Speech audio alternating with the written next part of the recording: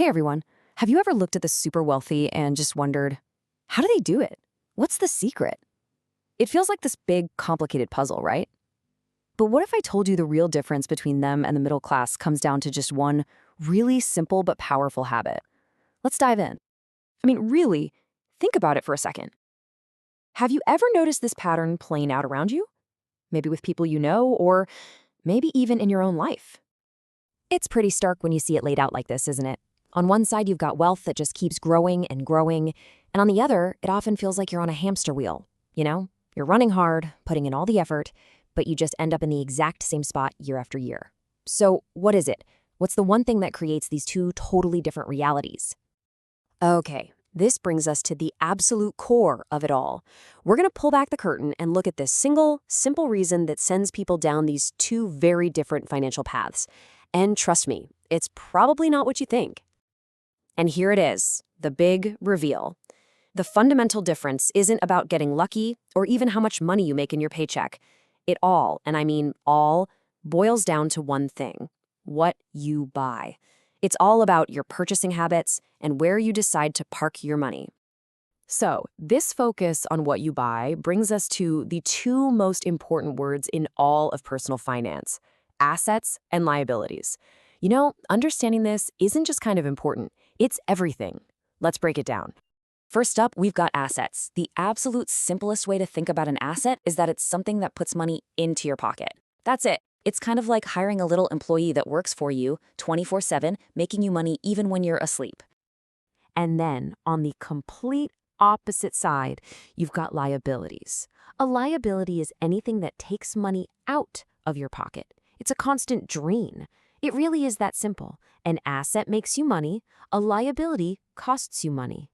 This slide just lays it out so perfectly. The wealthy focus their energy on buying assets. Things like stocks that can grow, a rental property that brings in cash every month, or a piece of a business that generates profit. Meanwhile, so many middle-class purchases are liabilities. That brand new phone that loses half its value the second you open it, a car loan that's not only depreciating but also costing you interest, or those high-interest credit card payments. So what actually happens when you consistently pick one of these paths over the other? Well, it creates two totally different relationships with money.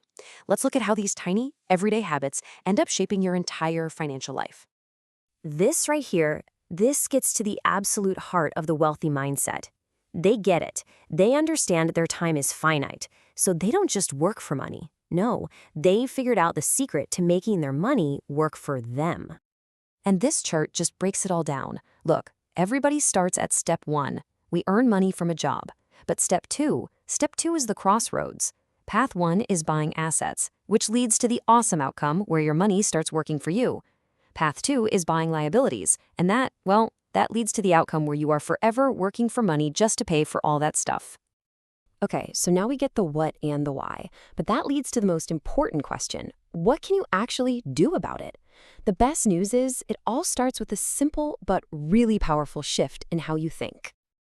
This is all about taking back control. It's not about feeling bad about past choices.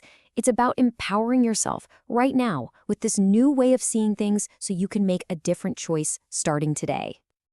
Now, I know what you might be thinking, but I don't have enough money to start investing. If that's you, you need to hear this. The secret isn't how much you start with. It's being consistent. A small amount invested regularly over and over is 1,000,000 times more powerful than just sitting around waiting for some big windfall that's probably never going to come. All right, let's turn all this talk into action. In this last section, we're going to get super practical and talk about the one tiny, tangible step you can take to start building that asset column for yourself. It really is this simple. The very next time you get paid, before you buy anything else, before the coffees, before the takeout, take a small amount. I'm talking seriously small, whatever you can afford, and put it into an investment. It could be an SIP, a mutual fund, a tiny piece of a stock. The goal here isn't to get rich overnight. The goal is to build the habit, to build that financial muscle of paying yourself first. So I'll just leave you with this one question to think about. Take a good, honest look at your own finances and ask yourself this: is my money working for me or am I working for it? The answer to that question and what you do about it, well, that could change absolutely everything. Thanks for tuning in.